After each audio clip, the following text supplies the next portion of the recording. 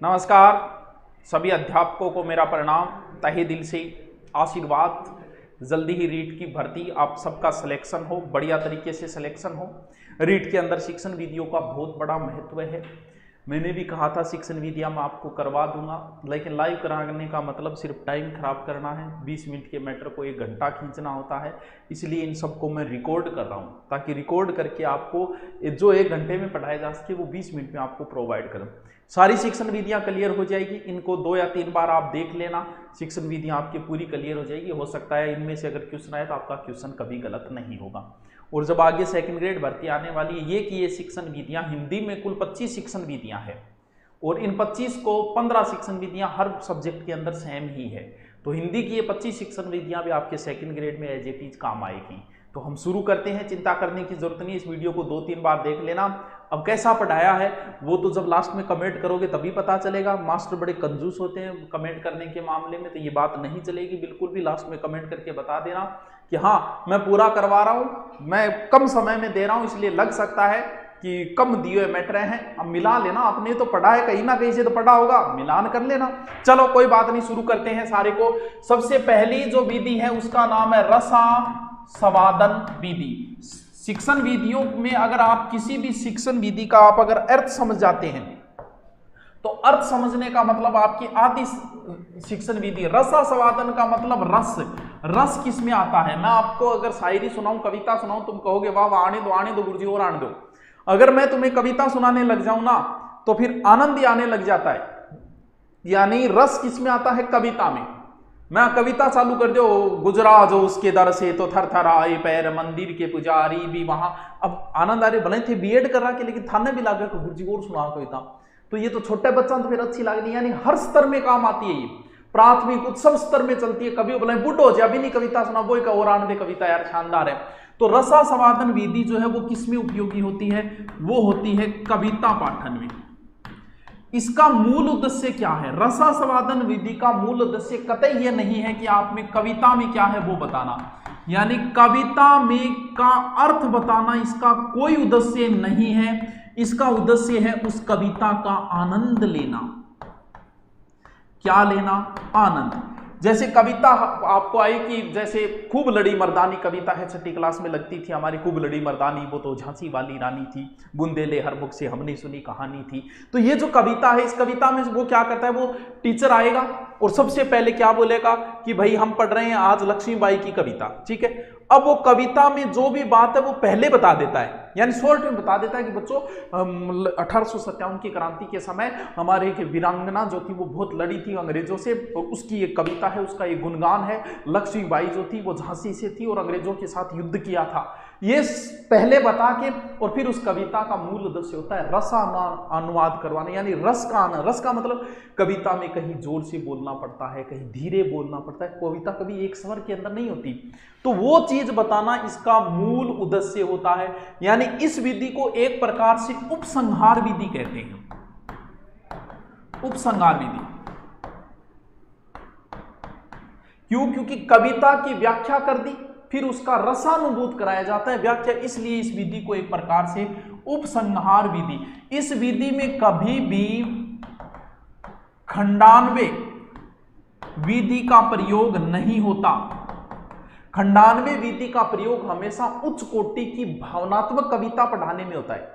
जैसे कोई भावुक हो जाता है कई बार, बहुत सारे ऐसे हैं जो अपनी पुत्री के लिए, सरोज एक कविता है किसकी, मैं पता नहीं किसकी कविता की, मुझे अब तो याद नहीं, बहुत पहले पढ़ा था, तो वो उसमें वो अपनी पुत्री की याद में लिखते हैं, उनकी पुत्री की डेथ हो जाती है, वो उनकी पुत्री की याद में लिखते हैं, तो वो एक क्या है, वो भावनात्मक कविता है।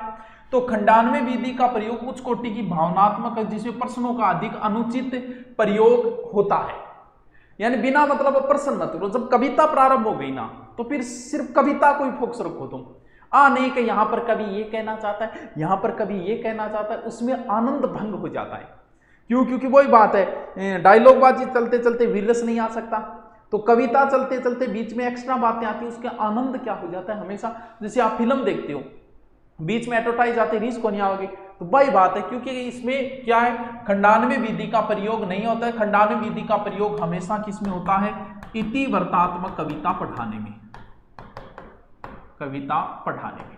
ये तो छोड़ो कोई मतलब, सभी स्तरों में उपयोगी है ये, लेकिन सबसे ज्यादा जो उपयोग होती है वो बच्चों को अच्छी लगती है, यानी सबसे ज्यादा उपयोग करो प्राथमिक स्तर पर। कविता कभी मन में पढ़ने की वस्तु नहीं है, इसे सहस्वर पढ़िए, जोर जोर से पढ़िए, आनंद लेके पढ़िए, यानी कविता कभी भी मन में पढ़ने की वस्तु नहीं है। कविता को भाव विभोर करके हृदय के अंदर लेके इसको पढ़िए। ये है रसास्वादन विधि। बस इतना ही ध्यान रखो, रसास्वादन विधि किसमें उपयोग होती है? कविता पाठन में उपयोग होती है। दूसरी शिक्षण विधि हम देखते हैं। देखिए सूत्र विधि। सूत्र का मतलब समझोगे ट्रिक है, कई बार हम ट्रिक बनाते हैं नहीं, सीधा सीधा याद रखो। देखो स से सूत्र, स से संस्कृत, यानी सूत्र विधि कहां से आई है? सूत्र विधि संस्कृत से आई है। आपने भी रीट की तैयारी में संस्कृत विषय लिया है तो आपने कभी माहेश्वरी सूत्र, कभी पता नहीं कौन कौन से सूत्र रटे होंगे। क्यों? क्योंकि पूरी संस्कृत सूत्र में चलती है। पाणिनि की अष्टाध्यायी भी संस्कृत सूत्र में है, ये लो जी, यानी पाणिनि की अष्टाध्यायी तक इसके अंदर है। सूत्र में कभी उदाहरण नहीं बताए जाते। भाई उदाहरणों का कितना सूत्र बनाने, गुण संधि के उदाहरणों के कितने सूत्र बना लोगे? सूत्र तुम सिर्फ गुण संधि के ट्रिक का बना सकते हो, इसका मतलब गुण संधि के नियम का सूत्र बना सकते हो, गुण संधि के लाखों उदाहरणों की ट्रिक नहीं बना सकते। यानी इसके अंदर सूत्र जो बनेगा वो किसका बनेगा? वो नियम का बनेगा। नियम से उदाहरण की ओर किसमें? निगमन विधि के अंदर होता है। यानी एक प्रकार से ये निगमन विधि की ओर प्रारंभ, यानी सिद्धांत से आरंभ होकर नियम से उदाहरण की ओर चलती है निगमन। वैसे टोटल जो बताते हैं कि 6 प्रकार के सूत्र बताए गए हैं, ये तो चलो छोड़ो, आप सीधा सीधा ये ध्यान रखो कि संस्कृत पढ़ने में नियम से उदाहरणों की ओर छोटे बच्चों के लिए उपयोगी नहीं है। भैया यार छोटे टावरान थे, बिना कुछ सोचते समझे बन सीधा सूत्र रटा दोगा, मारोगे टावरान, जान दोगा कि टावरान। अब आपको सूत्र बता दिया जाए कि विगुण संधि का ये ट्रिक है, यण संधि का ट्रिक है, सीधा याद रखो, ई का या ऊ का वे री का रे, होगी गुण संधि, आपके चल जाएगा। लेकिन बच्चे को बेचारे को वही सूत्र रटा दिया आपने, तो ये निम्न कक्षाओं के लिए बिल्कुल भी उपयोगी नहीं। बच्चे को तो पूरी चीज खोल के समझाओ, विद्यालय में विद्या है प्लस आलय है, ये है, जबकि ये कहाँ उपयोगी होती है? ये हमेशा क्या होती है? उच्च कक्षाओं में उपयोगी है। और सूत्र को समझना क्या है भैया? सूत्र को तो रटना है। जैसे हमने भी रटा था 12वीं में, है हेली बेब कनक उपनेना मगल शिव सकल का, यानी hydrogen helium lithium barium boron carbon, रटना है। रटने वाली चीजें तो सही नहीं है, अमनोवैज्ञानिक मानी गई है। तो ये क्या है? ये एक प्रकार की अमनोवैज्ञानिक विधि है, अमनोवैज्ञानिक विधि है जो सिर्फ रटना पे बल देती है, निरसेव शुष्क विधि है। आपको पता है सिद्धांत कौमुदी भी कहते हैं कि सूत्र से ही पढ़ाई जाती है। तो बस सूत्र विधि की इतनी बात। अब थे ना कोई गुरुजी यहाँ थोड़ा सो तो ही बताए है, ही तो ही तू डंगी जगह कोचिंग कर रखी है, कोई नई बात लगी है तो लिख दे नीचे। क्यों? क्योंकि बात मास्टर इतनी है। तो सूत्र विधि संस्कृत से आई है, निगमन विधि पे कार्य करती है, रटने वाली अमनोवैज्ञानिक है, सिर्फ उच्च कक्षाओं में आप इसका प्रयोग कर सकते। अब जो आ रही है एक विधि, ये बड़ी इंपॉर्टेंट है। कौन सी विधि? प्रत्यक्ष विधि। प्रत्यक्ष विधि, इसका सर्वप्रथम प्रयोग या इसके जो प्रतिपादक कह सकते हैं फ्रांस के गुइन महोदय थे। इसे हम प्रत्यक्ष विधि यानी सामने देखने वाली है, तो आप इसका दूसरा नाम लिख सकते हो सुगम विधि, प्राकृतिक या निर्बाध विधि भी लिख सकते हो। इस विधि का ज्यादा बताएंगे विधि क्या है। इस विधि का ज्यादा प्रयोग जो होता है वो हमेशा छोटी कक्षाओं में होता है, यानी प्राथमिक कक्षाओं में। इसका उपयोग कैसे करना है? प्राथमिक कक्षाओं में। और क्या? पै से प्रत्यक्ष, पै से पश्चिमी देश, पश्चिमी देश ही तो है ये भाई। सबसे पहले फ्रांस के गुइन महोदय पश्चिमी देश, ये तो इसका प्रयोग सर्वप्रथम कहां हुआ था? पश्चिमी देशों में। प्रत्यक्ष का अर्थ क्या होता है? देखना। प्रत्यक्ष का अर्थ देखना ही तो है। बिल्कुल गुरुजी, प्रत्यक्ष को विलोम परोक्ष हो गया, देखने में, यानी आप पढ़ाओ देखने में। कैसे? जैसे आपको पढ़ाना है ऐसे अनार, देखो, यानी ये विधि जो है वो वस्तुओं को प्रत्यक्ष देखने दिखाए जाते हैं। प्रत्यक्ष देखने यानी जो भी कोई चीज है, जीव जंतु आप पढ़ाओ उसका प्रत्यक्ष चित्र बनाओ। जैसे आप पढ़ा रहे हो ऐसे अनार, तो सागे चित्र ले आओगे, ओ लुटावरो अनार को चित्र। बै से बकरी, तो भाई चित्र ले आओगे, ओ देखो टावरो बकरी। 20वीं शताब्दी के प्रथम दशक में इसे अपनाया। यानी प्रत्यक्ष का मतलब होता है देखना, देख देख के। देखो मतलब मास्टर देख देख के पढ़ा रहे हो नहीं, देखने का मतलब होता है आपको दिखाया जाएगा बच्चे को कि ई से ईक ओ टावरो ईक को पेड़ है, रे से ऋषि ओ टावरो ऋषि है। समझ गया? यानी बच्चे को दिखा दिखा के पढ़ाना प्रत्यक्ष विधि। अब इसका भारत में प्रयोग होने लगा। अगर भारत में प्रयोग हुआ तो भारत में इधर बंगाल वाली साइड में किसने अपनाया इसे? सबसे पहले टिपिंग ने अपनाया। कहां? बंगाल के अंदर। मुंबई के अंदर इसे किसने अपनाया? मुंबई के अंदर इसे अपनाया फ्रेजर ने। और मद्रास के अंदर इसे किसने अपनाया? मद्रास के अंदर इसने अपनाया येट्स। हो सकता है डीपली आपसे कोई पूछ ही ले। यानी बंगाल में इसे टिपिंग ने अपनाया, मुंबई में इसे फ्रेजर ने अपनाया और मद्रास में इसे येट्स ने अपनाया। ये थोड़ा सा ध्यान रखना कि प्रत्यक्ष विधि, पैसे प्रत्यक्ष, पैसे पश्चिमी देश, प्रत्यक्ष के इसके जनक गुइन महोदय है फ्रांस के। यानी फ्रांस के कौन हो गए? गुइन महोदय। फ्रांस के कौन हो गए? गुइन महोदय। फ्रांस के गुइन महोदय प्राथमिक कक्षाओं में उपयोगी है, प्रत्यक्ष दिखाना है बच्चों को। अब इस विधि के बहुत सारे गुण दोष है। अगर आपके समझ में आ गई कि प्रत्यक्ष विधि दिखाने से संबंधित है तो आप गुण दोष तो खुद ही निकाल दोगे। जैसे हर चीज तो नहीं दिखाई जा सकती, हर चीज का चित्र तो लाके नहीं दिखा सकता, भी हर चीज का चित्र थोड़ी ले आएगा वास्तु। तो वो इस प्रकार के आप बहुत सारे गुण दोष तो स्वयं समझ जाओगे। अब आप हमें इसके कुछ गुण और दोष देखते हैं। इसमें ज्यादा बल जो दिया जाता है वो वार्तालाप, मौखिक कार्य यानी बोलने पे ज्यादा बल होता है इसमें,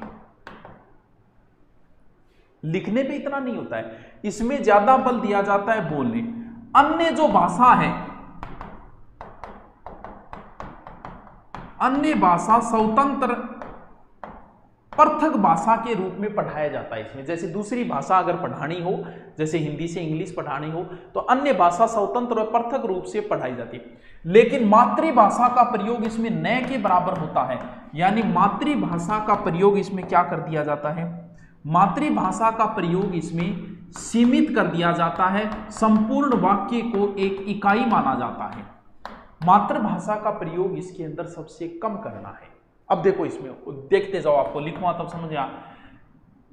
जैसे मुझे पढ़ाना है इंग्लिश, तो मैं इंग्लिश ही बोलूंगा उस समय। बाहर जाओ, गो बाहर गे, अंदर आओ, कम इन। यानी इंग्लिश बोलते समय इंग्लिश का ही प्रयोग करूंगा। यानी द्वितीय भाषा के समय, यानी अन्य भाषा अध्ययन के समय निर्देश या आदेश किसमें दिए जाएंगे? हमेशा ही अन्य भाषा में ही दिए जाएंगे। हम लोग एक बात बताओ, अमेरिका में जन्म में भी इंग्लिश आवे आपकी बच्चे और अपर लाइन इंग्लिश सिखानी पड़े। अमेरिका वाले को हिंदी आती नहीं, हम हमारे वाले को हिंदी सिखाते नहीं, उसको ऑलरेडी बोलना आता है। क्यों? क्योंकि बच्चे ने हिंदी कैसे सीखी? इंग्लिश नहीं आ रही है हमारे बच्चों को, तो हिंदी कैसे सीख ली उन्होंने? तो कहीं ना कहीं हिंदी शुरुआत से चली आ रही है, तो वो उन्होंने सुना और उन्होंने खुद बोला, सीख गई। बिल्कुल सही बात है। तो फिर दूसरी भाषा नहीं सीख सकता क्या बच्चा? भाई बच्चे अगर हिंदी बोल के और सुन के उसने सीख ली तो इंग्लिश भी तो सीख सकता है। यही रूल यहां काम करता है। ये क्या कहता है? इसका मुख्य सिद्धांत तो बच्चों यही है जो 5 नंबर बता रहा हूं कि जिस प्रकार बालक जो है, बालक स्वर्ण और अनुकरण, यानी अनुकरण ही तो करिए आप लोग हिंदी बोल रहे, अनुकरण द्वारा बच्चा अपनी भाषा सीखता है, मातृभाषा सीख लेता है। तो भाई साहब उसी प्रकार वो दूसरी भाषा क्यों नहीं सीख लेता? क्या जो हिंदी बोलता है उसे ग्रामर आती है क्या? फरदादो जी हिंदी बोले, अरबान पे पूछ ले नीलकंठ में कौन सा समास से बता देगा, कौन बता। तो जिसको भाषा आ रही है, व्याकरण का ज्ञान देना इसमें जरूरी नहीं है। आप उसे सिर्फ भाषा सिखाओ, बोलकर सिखा दो, व्याकरण का ज्ञान जरूरी नहीं है। तो इस विधि में व्याकरण का ज्ञान नगण्य है। यानी व्याकरण का तो एक प्रकार से ज्ञान इस विधि के अंदर न के बराबर है। यानी व्याकरण की सहायता नहीं ली जाती, जरूरत ही को नहीं। हम लोग हिंदी बोल रहे हैं, क्या सबको आती है क्या व्याकरण? नहीं ली जाती। और मेन चीज है कि दूसरी भाषा सिखाते समय उसी भाषा का प्रयोग किया जाए। इंग्लिश सिखाते समय, जैसे बच्चे को हम इंग्लिश मीडियम में भेजते हैं, वहां इंग्लिश बोली जाती है, तो बच्चा खुद ब खुद सुन के सीखता है, hello not here and there walking, why are you here and there walking. तो बच्चा अपने आप वही सीख जाएगा। तो वही बात है, यानी बच्चा क्या सीखता है? दूसरी भाषा सीखने बच्चे का माध्यम वही भाषा होनी चाहिए। यही किसमें कहा गया है? प्रत्यक्ष विधि। ऐसे अनार दिखाना, इसे ईख दिखाना। अब बात आई इस विधि के दोष, ये तो थे गुण इस विधि के, दोष, इस विधि में बल किस पे मिल रहा है? सुनने पे मिल रहा है, बोलने पे मिल रहा है। सुनने बोलने मिलने की वजह से बालक का लेखन गुण हो जाता है, वो लिखने वाली चीजें उसकी साइड आ जाती है, मेन चीजें उसमें कि बालक सुनता है, बोलता है, यही चीजें आ जाती है।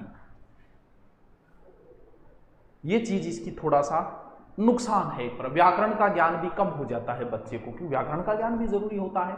तो ये है आपकी प्रत्यक्ष विधि। क्या समझा मुझे नहीं पता, लेकिन बहुत कुछ आप सीख जाओगे। 2 बार देखोगे तो कोई क्वेश्चन आएगा तो दिमाग में सेट हो जाएगा। चलो नेक्स्ट देखते हैं। तो नेक्स्ट जो शिक्षण विधि है इसे आप ध्यान से समझो, कौन सी शिक्षण विधि है। नेक्स्ट जो शिक्षण विधि है उसका नाम है व्यतिरेक विधि। अगर आपसे कहे कि व्यतिरेक का अर्थ क्या होता है, तो अंतर करना होता है, यानी व्यतिरेक। बस आपके अगर शिक्षण विधि में अगर आपके उस शब्द का अगर अर्थ आपने निकाल लिया, किसी तरीके से उस शिक्षण विधि का अर्थ अगर दिमाग में सेट कर लिया, तो शिक्षण विधि आपके लिए बहुत इजी हो जाती है। फिर वो आपसे गुण दोष कुछ भी पूछे आप कर दोगे, वरना नहीं कर पाओगे। व्यतिरेक में 2 भाषाएं पढ़ानी है, 2 भाषाओं को तुलना करके पढ़ाया जाएगा। जैसे हम, आपको हिंदी तो ऑलरेडी आती है और आपको मुझे सिखानी है क्या? इंग्लिश, अंग्रेजी, 2 भाषा हो गई। तो इसके लिए कई प्रयास हो सकते हैं, यानी आपको सीखना क्या है? इंग्लिश ग्रामर सीखनी है या इंग्लिश बोलना सीखना है, और ऑलरेडी एक भाषा आपको आती है। तो ये किस भाषा के सीखने में उपयोगी है? द्वितीय भाषा सीखने में उपयोगी है। तो इसमें कौन कौन से फॉर्मूले यूज कर? पहला फॉर्मूला अगर हम देखें तो हमेशा जैसे किसी को मान लो इंग्लिश सीखनी है, तो उसे कभी इंग्लिश ग्रामर की बुक नहीं लानी चाहिए। वो बुक लानी चाहिए इंग्लिश ग्रामर की जिसमें हिंदी में समझाया गया हो कि 2 वाक्यों के कहीं भी आओ तो उसके अंदर इन का प्रयोग किया जाता है। यानी इंग्लिश की पुस्तक उसके हिंदी के अनुसार होनी चाहिए। किसी बच्चे को, तमिल का कोई बच्चा है, उसे हिंदी सिखानी है, तो हिंदी की पुस्तक उसके तमिल भाषा में होनी चाहिए। बात को समझे क्या?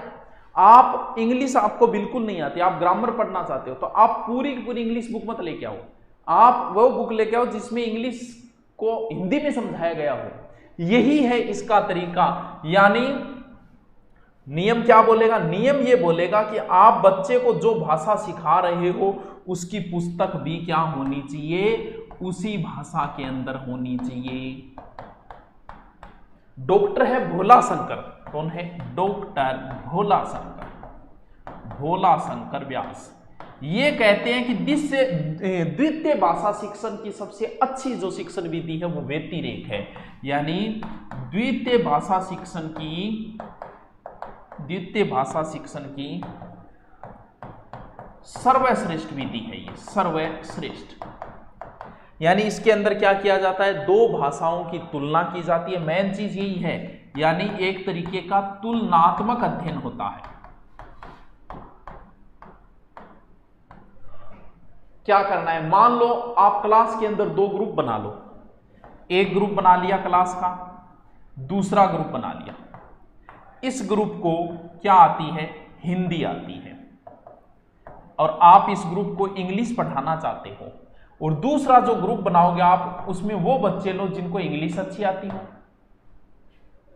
ये बोलेंगे कि आज दिन है, ये इसको कन्वर्ट कर देंगे टुडेज डे, यानी ये बोलेंगे ये कन्वर्ट कर देंगे।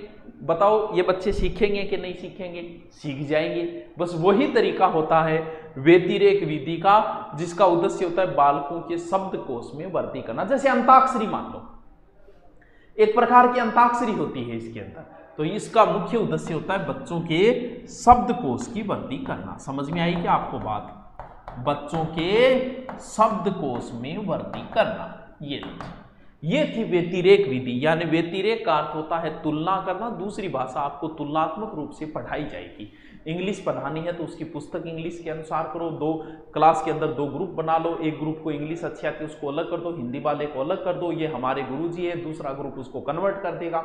इस प्रकार की शिक्षा दी जाती है तुलनात्मक अध्ययन। अब जो नेक्स्ट शिक्षण विधि आ रही है वो बड़ी ही इंपॉर्टेंट शिक्षण विधि है और मुझे लगता है इससे क्वेश्चन भी आपके पुटअप कन्फर्म होगा। CONFORM कौन सी विधि है? उसका नाम है समवाय विधि। ये एक प्रकार की भाषा सहस्रंग विधि का ही रूप है, यानी ये भाषा सहस्रंग विधि का ही दूसरा रूप है। सहस्रंग विधि बताई थी ना, साथ में पढ़ना सहस्रंग विधि। ये एक नवीन विधि है, उच्च क्लास के बच्चों के लिए है। समवाय एक नवीन विधि और उच्च क्लास के बच्चों, जब हम इसको पढ़ेंगे तो आप कहोगे कि सर निम्न क्लास के बच्चे तो इसको नहीं पढ़ सकते। ये क्या बोलता है? ऐसे याद रखो कि सह से समवाय बोलता है, सह से साथ बोलता है, यानी सह से समवाय, सह से साथ। जैसे सहस्रंग में साथ थे वैसे ही समवाय के अंदर भी साथ साथ, यानी आप पढ़ाओ साथ साथ पढ़ाओ। सर साथ साथ तो समझे नहीं, कैसे पढ़ाए साथ साथ? कैसे पढ़ाना है? यानी अलग से व्याकरण का ज्ञान नहीं देना है। जैसे आप कोई कहानी बता रहे हो या कोई गद्य पद्य जो भी कुछ पढ़ा रहे हो, गद्य या पद्य पढ़ा रहे हो, पद्य पढ़ाते पढ़ाते कोई लाइन आ गई। बहुत सारी लाइनें होती है, चंदू के चाचा आचे तो पद्य में बोले हो तो गद्य माजे। जैसे गद्य पढ़ा रहे हो आप, गद्य में कोई लाइन आ गई, जैसे लाइन आ गई कि राम बाजार जाता है। अब यहीं पे आप इसका विश्लेषण करो। राम स्कूल विद्यालय जाता है, तो विद्यालय शब्द की व्याख्या यही करो कि बच्चों विद्यालय शब्द जो है वो विद्या प्लस आल्य से बना है, इसके अंदर दीर्घ संधि है। यानी आप अंदर ही घुसोड़ दो सब कुछ, अलग से व्याकरण का ज्ञान मत दो। जैसे कोई पद्य पढ़ा रहे हो, कोई ऐसा दोहा आ गया कि लाली मेरे लाल की जित देखो तित लाल, लाली देखन मैं गई मैं भी होगी लाल। तो अब इन अंदर कबीर जी को अब इन अंदर थे समझाओ कि इसमें बार बार लय शब्द आ रहा है, इसमें अनुप्रास अलंकार है, यानी आप अलग से ग्रामर का ज्ञान मत दो। गद्य के अंदर कोई शब्द आ गया, व्याकरण का कोई शब्द है तो उसकी वहीं पे व्याख्या करो, कोई अलंकार का शब्द है तो वहीं पे व्याख्या करो। यानी क्या करना है? साथ में करना है, अलग से ज्ञान नहीं देना है। अब समवाय विधि को अलग अलग विद्वानों ने अलग अलग रूप से प्रदर्शित किया, वहीं से प्रश्न पुटअप होता है। यानी समवाय विधि के हम कुछ सिद्धांतों की बात करें। यानी समवाय का अर्थ होता है बालक में सामाजिक आर्थिक और औद्योगिक सह सम्मिलित करके ज्ञान देना, समवाय विधि है। अब इसके कुछ सिद्धांत देखो आप, क्या क्या सिद्धांत है समवाय विधि के। जैसे सबसे पहला सिद्धांत है हर्बर्ट का सिद्धांत।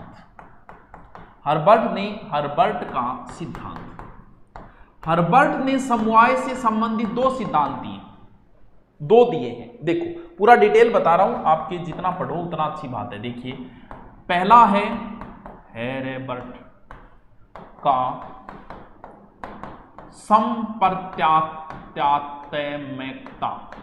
संप्रत्यात्मकता। लिखते जाना, मैं इसलिए लिख रहा हूं ताकि आप किसी को नोट्स शॉर्ट में बनाना हो तो बना ले। हर्बर्ट का संप्रत्यात्मकता का सिद्धांत,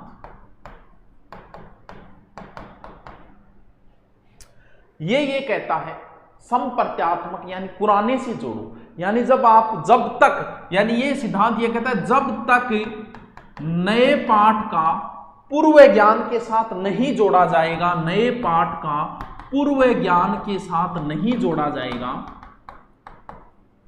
तब तक नया ज्ञान जो है पूर्ण रूप से हृदयगम नहीं होगा। भाई साहब यहां से पिछली बार रीट में भी प्रश्न पुटअप हुआ, अब की बार भी होगा। ये 4-5 नाम बताऊंगा और कुछ नए रट सको, इनकी परिभाषाएं नए रट सको तो मास्टरों इतना रट लेना। संप्रत्यात्मकता का सिद्धांत किसने दिया? हर्बर्ट ने। फिर हर्बर्ट ने एक सिद्धांत और दिया, उस सिद्धांत को हम बोलेंगे हर्बर्ट का सह संबंध का सिद्धांत। जल्द सेकंड ग्रेड भर्ती आएगी, सेकंड ग्रेड में जो शिक्षण विधियां लगती है ना पूरी यही लगती है हिंदी में। हर्बर्ट का सह संबंध का सिद्धांत। सह संबंध का सिद्धांत दो तरीके से दिया इसने, आपने एक ही पढ़ा होगा, नहीं पढ़ा होगा मुझे नहीं पता। पहला सिद्धांत तो उसने दिया कि क्षैतिज सहसंबंध, और दूसरा सहसंबंध जो है वो है लंबीय सहसंबंध। अब उसके थे ने पढ़ियो ज्ञान। क्षैतिज ये कहता है कि फैला दो, यानी एक विषय का अन्य विषयों से संबंध स्थापित करना।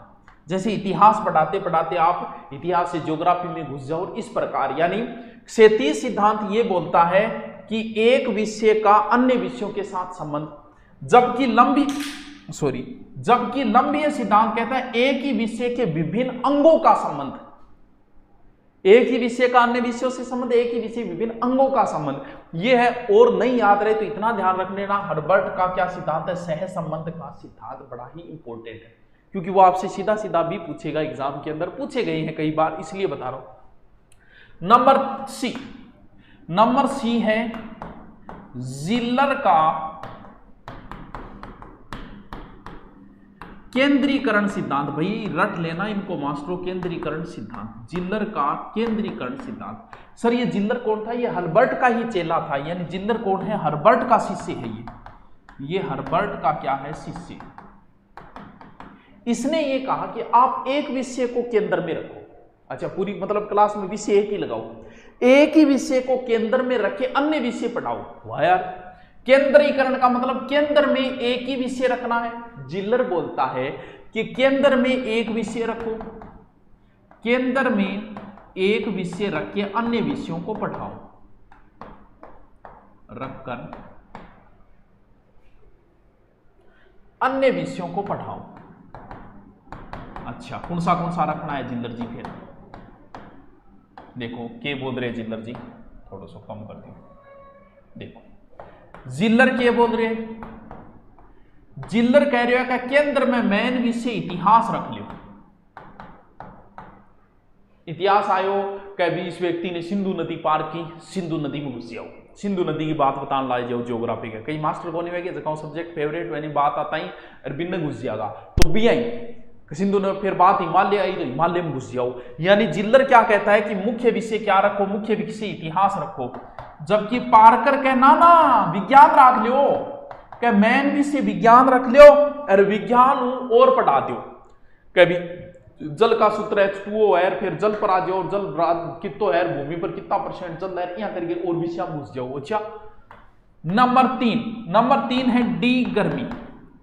डी गर्मी का नाना अर्थशास्त्र में बड़ी गर्मी है, तो मुख्य विषय के राख लो अर्थशास्त्र।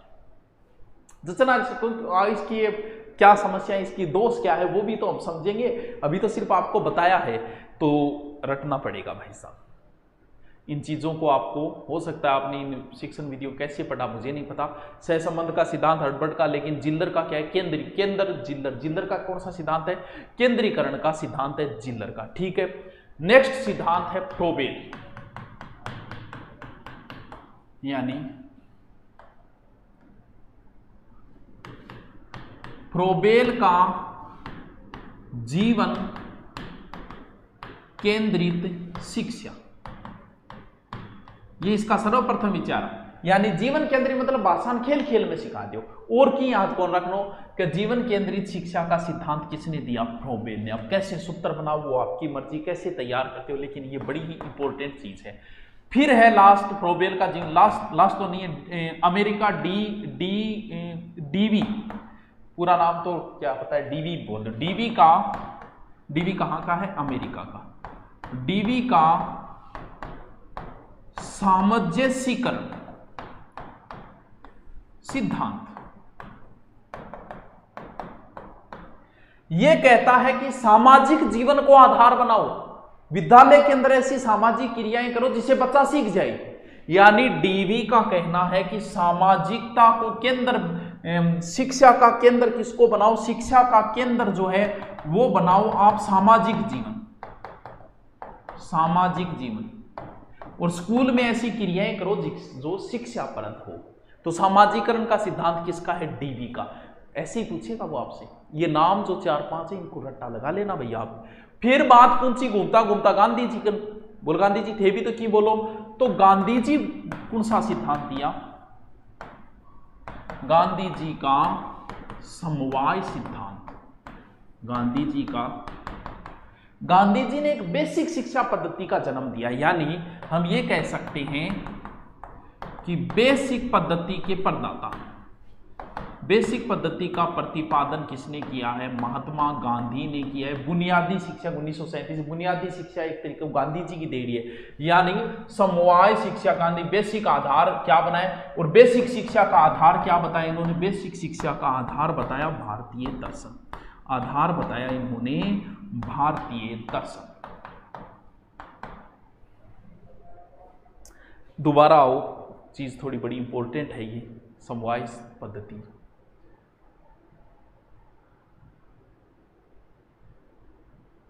समवाय विधि यानी आपको ज्ञान देना है किसका? ग्रामर का, साथ में दे दो। समवाय का मतलब साथ में दे दो। अब इसके दोष क्या हो सकते हैं? जैसे साथ में ज्ञान दें तो एक बात तो संधि क्या होगी, फिर शब्द निड्र आ गया, नी उपसर्ग की बात आ जाएगी, फिर कोई और शब्द आ गया, सत्य आ गया, कहा सत्य को विलोम है, सत्य हो गया, यहां थोड़ी होगी रहे। एक ही पाठ में संधि समास उपसर्ग प्रत्यय लोकोक्ति मुहावरा सो क्या ज्ञान दे दो आगे, तो ये तो ज्ञान क्रमबद्ध नहीं हुआ।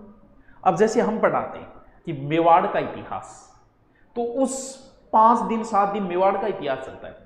अब मैं 2 बात तो मेवाड़ के इतिहास की बता दूं, 2 मारवाड़ की बता दूं, 2 चौहाना की बता दूं, पल्ले पड़ जाओगे। यानी इसमें प्राप्त ज्ञान क्रमबद्ध नहीं हो सकता। नंबर 2 बात, क्या ग्रामर पूरे का नॉलेज हो जाएगा? क्या 22 के 22 उपसर्ग आ जाएंगे इसके अंदर?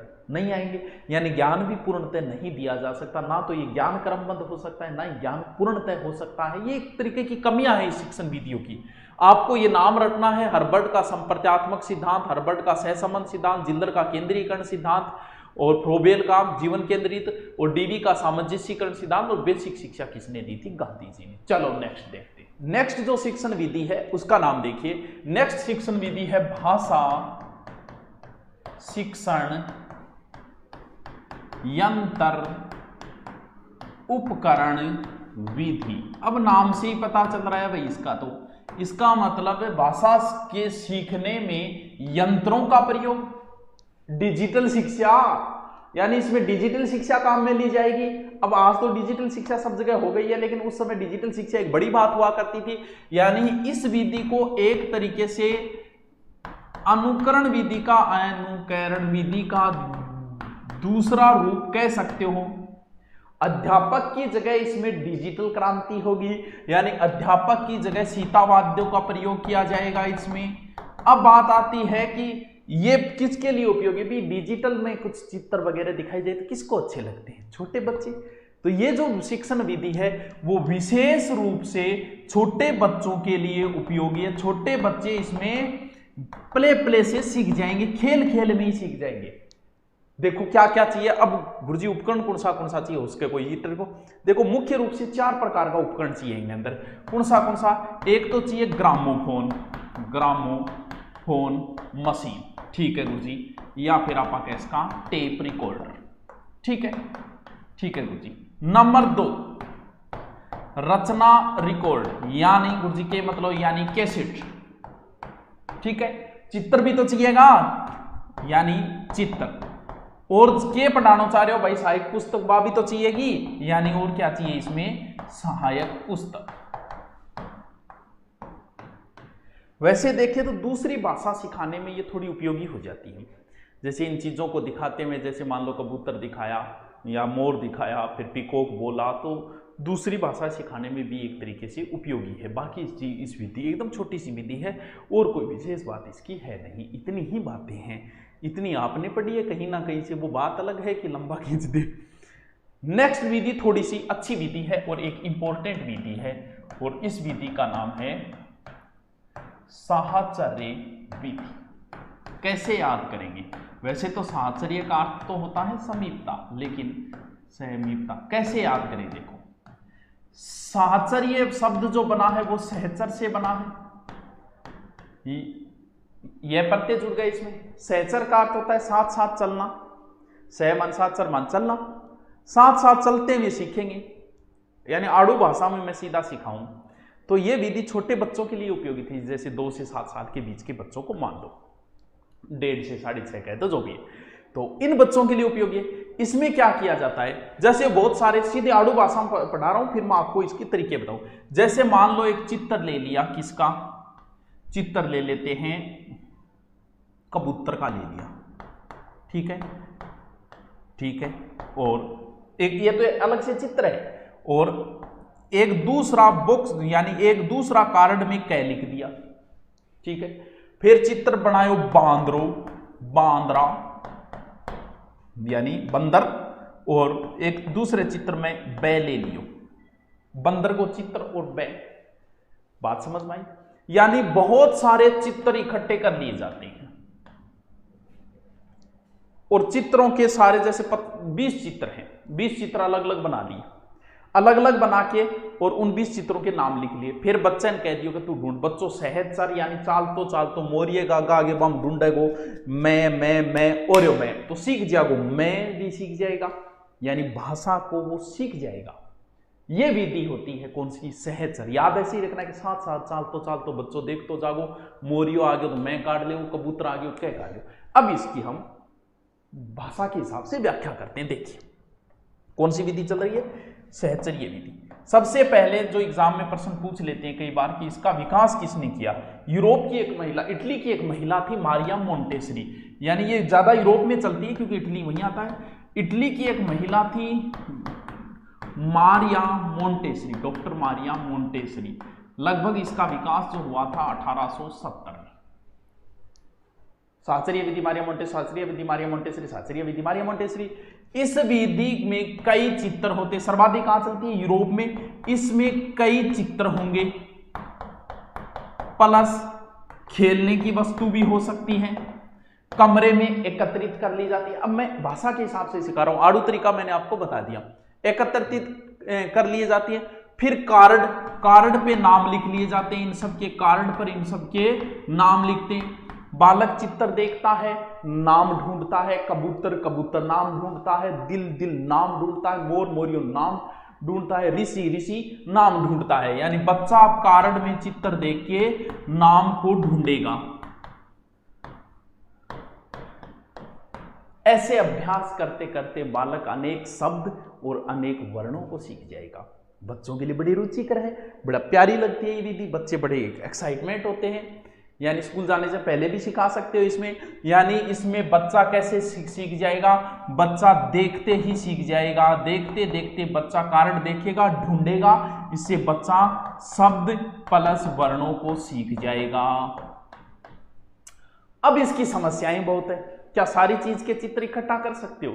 ना गुरुजी सगड़ी चीज आगे कोई चित्र ला दे करे, बिल्कुल कौन लाते है। यानी इसके अंदर हम सभी संज्ञाओं का बच्चे को ज्ञान नहीं करवा सकते, कुछ संज्ञाओं का ही करवा सकते।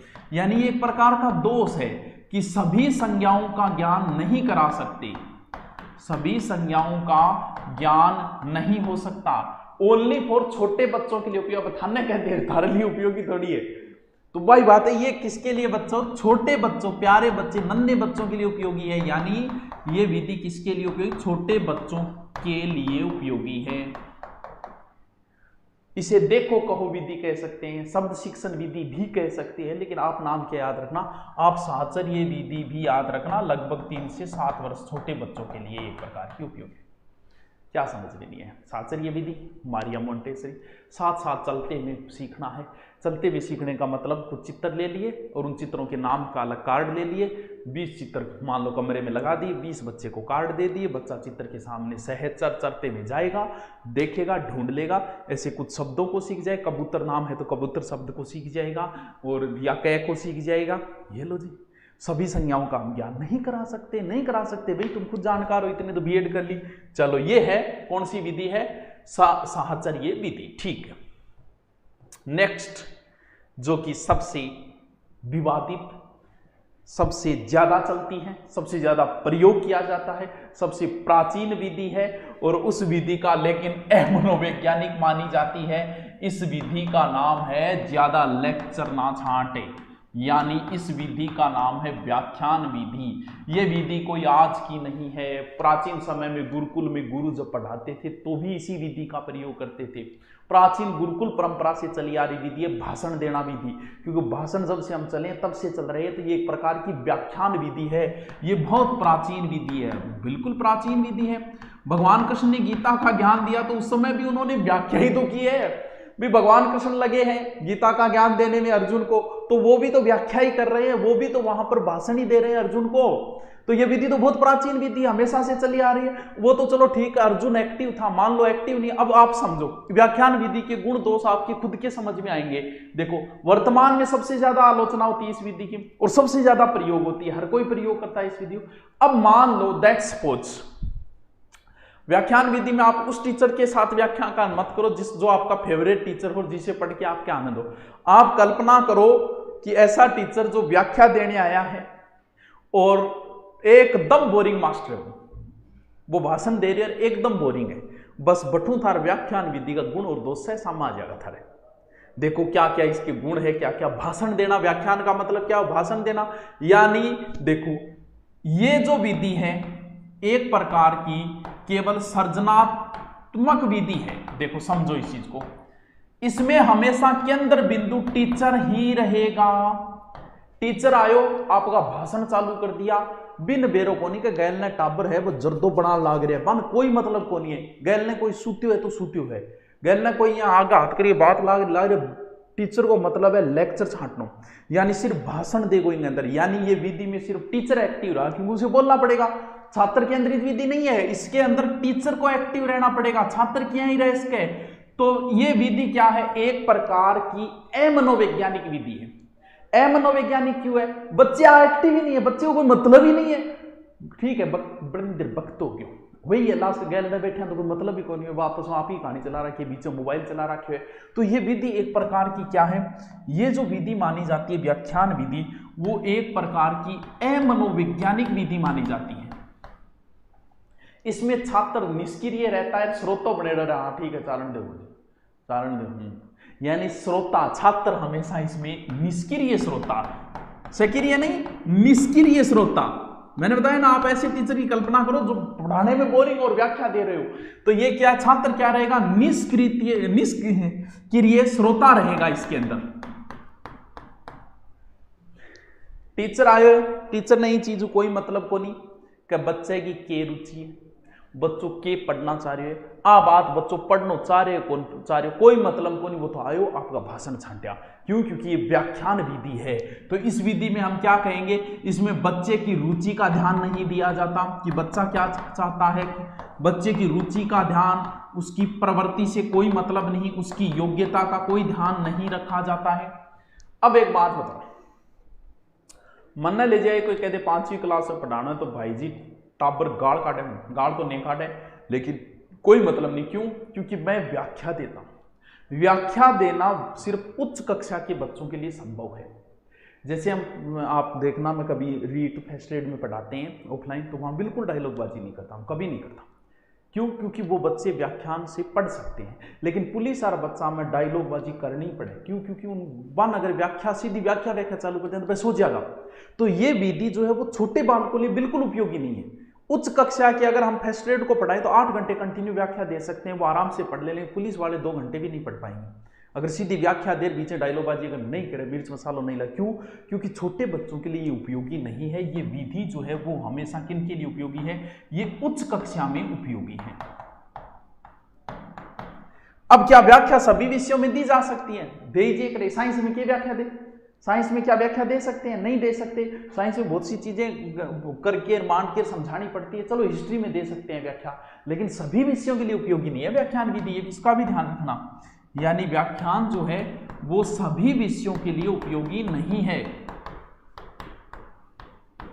जैसे विज्ञान, जैसे फायदा क्या होता है इससे, जैसे हिस्ट्री आपको बहुत बड़ी लगती होगी, राजस्थान हिस्ट्री, और मुझे व्याख्या करने को बोलते तो मैं 24 घंटे में पूरी राजस्थान की हिस्ट्री गा सकता हूं। यानी इसका सबसे अच्छा गुण ये है कि बहुत बड़े सिलेबस को कम समय में पूरा कर सकते हैं। बोलना ही तो है, बकना चालू कर दे।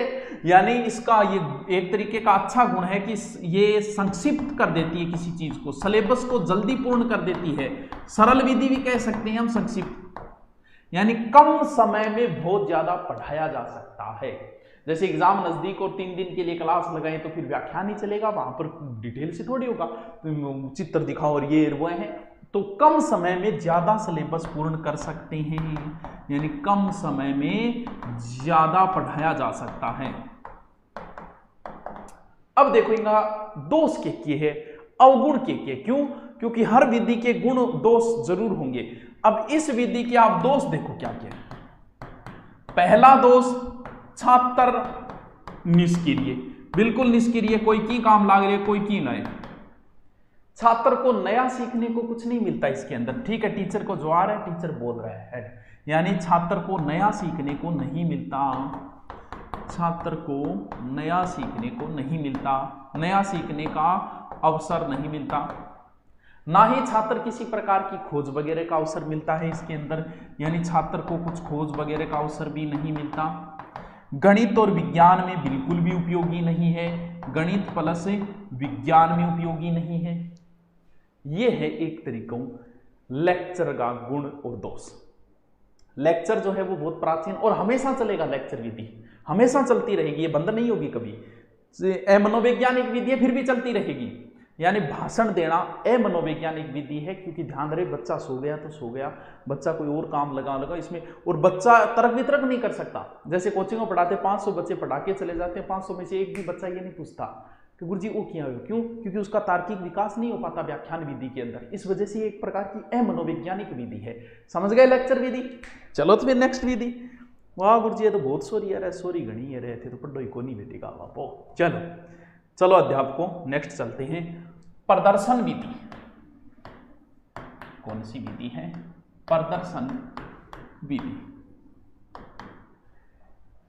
किसी भी घटना का प्रदर्शन करना। प्रदर्शन क्यों करी जाओ? प्रदर्शन भाई जी कोई ना कोई तकनीक क्यों करी जाओ, सीधी सी बात है, प्रदर्शन यहां थोड़ी कर देगो। तो ये जो है प्रदर्शन विधि क्या है? किसी भी घटना का दृश्य रूप प्रस्तुत करना। मैं साथ साथ इसलिए लिख रहा हूं ताकि हो सकता है कोई नोट्स अगर बना रहा हो तो उसके काम आए। यानी दृश्य रूप से प्रस्तुत करना, यानी तकनीकी भाषा। यह विधि हमें दिखाएगी किसी चीज को। पहले हमने किसी चीज को दिखाया, हिमालय दिखाया, दिखाया तो क्या हो गया? हमारे सामने है, वो मूर्त है। अब हिमालय की हम गहराइयों के अंदर जाएंगे, वो चीज तो नहीं दिखाई पाएंगे। तो ये विधि क्या है? ये मूर्त से अमूर्त शिक्षण सूत्र पे काम करती है, अमूर्त शिक्षण सूत्र पे काम करती है। इसमें शिक्षक क्या करता है? इसमें शिक्षक जो करता है वो प्रदर्शन का कार्य करता है, यानी टीचर क्या करेगा? शिक्षक इसमें क्या करेगा? प्रदर्शन करता है। विभिन्न पक्षों की व्याख्या करता है। जैसे कोई चित्र है, उस चित्र की व्याख्या कौन करेगा? टीचर ही करेगा। यानी विभिन्न पक्षों की टीचर क्या करता है? विभिन्न पक्षों की व्याख्या करता है। अब छात्र इसमें एक्टिव रहता है, और अब बहुत एक्टिव रहता है। चित्र दिखाए बाद में तो बस टाबर ध्यान लीजिए, तो बहुत सारे जो है आजकल चित्र के रूप में पढ़ाते हैं टीचर, तो इसमें छात्र जो है वो सक्रिय रहता है। टीचर तो रहता ही रहता है, यानी इसके अंदर छात्र भी क्या रहता है? छात्र भी सक्रिय रहता है। तो यानी इसमें टीचर भी सक्रिय, छात्र भी सक्रिय, तो द्विपक्षीय होगा, एक पक्षीय तो नहीं रहा। दोनों ओर से मोहब्बत हो रही है, बच्चा भी मोहब्बत कर रहा है, टीचर भी कर रहा है। जबकि व्याख्यान विधि सिर्फ एक पक्षीय मोहब्बत थी, ये द्विपक्षीय। यानी इससे मैं क्या कहूं? इसे मैं कह सकता हूं एक प्रकार से क्या है, ये जो पाठ है क्या हो जाता है? पाठ हो जाता है द्विपक्षीय। अब देखो और क्या क्या होता है इसके अंदर। इस विधि में छात्र के निरीक्षण व तर्क शक्ति का विकास होता है, व्याख्यान विधि में नहीं होता है। मैं कोई इनका कंपेयर नहीं कर रहा, लेकिन व्याख्यान विधि में बच्चा कुछ बोलता ही नहीं, मास्टर आगे भाषण छाटिए, लेकिन इसमें तर्क वितर्क के, क्योंकि बच्चा पूछ भी सकता है, चित्र को देखता है, कुछ चीजें समझता भी है। यानी छात्र के निरीक्षण व तर्क शक्ति विकास होता है। लेकिन वैसे देखें तो यह विधि भी क्या है? एक प्रकार की शिक्षक केंद्रित है। क्यों? क्योंकि छात्र करता कुछ नहीं है, एक्टिव जरूर रहता है। जैसे कैसे सिखाएंगे? जैसे इसके अंदर टीचर बहुत सारे चित्र बना के ले आता है, प्रदर्शन करता है, उसको कैसे करता है? जैसे मान लो साइंस में बहुत उपयोगी है ये विधि, साइंस में ज्यादा काम में आती है ये विधि। इसमें जैसे पोटेशियम प्रेग्नेट से ऑक्सीजन बनानी है, तो वो प्रदर्शन करते हुए उसका सारा चित्र वगैरह दिखाएगा। तो ये विधि जो है वो एक प्रकार से साइंस में भी अच्छी उपयोगी विधि है। अब इसके कुछ गुण दोष देखिए।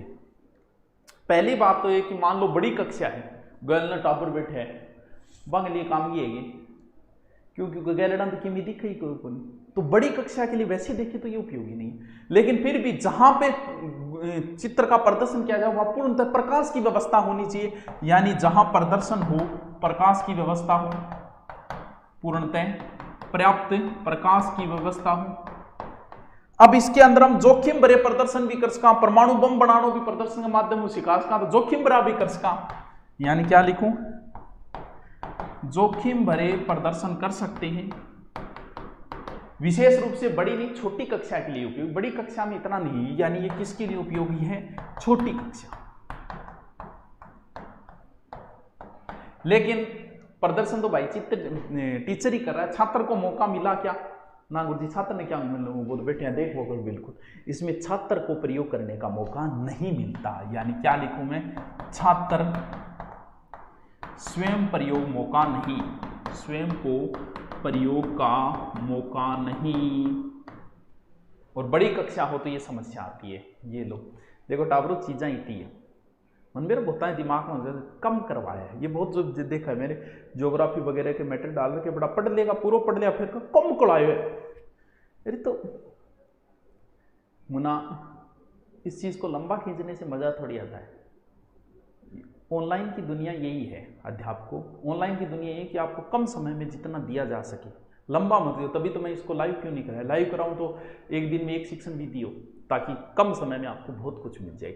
बाकी आपके इनका नोट्स बना रखिए, आपने बहुत कुछ कोई नई चीज़ मिले तो देख लेना, क्योंकि ये समझने वाली जरूरी है। व्याख्यान विधि के बारे में हो सकता है वो क्या पूछ ले, लेकिन अगर आपने समझ ली व्याख्यान विधि तो उससे संबंधित आप तर्क वितर्क कर सकते हो, गुण दोष स्वयं निकाल सकते हो। तो मेरा उद्देश्य मैंने समझाने का है, बाकी मैटर इतना ही, इन विधियों के बारे में कहीं से भी पढ़ लेना चाहिए। चलो बहुत ईजी है, देखो अध्यापकों और अध्यापिकाओं कई बार के टावरान पढ़ाता था नहीं, टाबर कह दें फिर के टावर और टावरा पिताजी हो तो आ चीज़ां सीरियस कौन लेना ज़्यादा। तो देखो मास्टरों, अब जो नेक्स्ट सेक्शन विधि वो एकदम इजी है, उससे एक बड़ी फिर पढ़ते हैं। ये नाम से ही पता चल रहा है, ये जो नेक्स्ट सेक्शन विधि हम पढ़ रहे हैं उसका नाम है देखो श्रुत लेखन अभ्यास विधि। देखो नाम से ही पता चल रहा है, श्रुत सुन के, लेखन लिखनो, यानी सुन के लिखना है तो भैया किसकी सुनोगे, गुरुजिया की सुनेगा। गुरुजी आगे खड़े होके बोलेंगे, लेकिन गुरुजी शुद्ध बोलेंगे, क्योंकि शुद्ध बोलेंगे तभी तो लिखेंगे, जब गुरुजी खुद ही शुद्ध नहीं बोल रहे हैं। यानी गुरुजी खुद जो है वो अगर छोटी बड़ी मात्रा जो है संस्कृत को संस्कृत बोला है तो फिर बच्चा भी तो वही लिखेगा। चिलगम ने गुरुजी चिगलम बोला है तो बच्चों भी तो चिगलम ही लिखेगा। यानी श्रुत लेखन होता है गुरुजी बढ़िया शुद्ध बोलेंगे तो बच्चे भी शुद्ध लिखेंगे। यानी इसका उद्देश्य, मेन उद्देश्य क्या है, वर्तनी दोष दूर करना। यानी अब बच्चा लिखेगा ना कि वर्तनी, तो टीचर नी पर जोर देगा कि बड़ी मात्रा, बच्चा खुद समझने लग जाएगा, या विराम चिन्ह सबका प्रयोग सिखाया जाता है। यानी वर्तनी दोष दूर करना इसका मुख्य उद्देश्य, वर्तनी दोष दूर करना। इसमें क्या होता है, अच्छे तरीके से बच्चा सुन के और बढ़िया तरीके से लिखेगा, यानी सही ढंग से, छोटी सी विधिया, सही ढंग से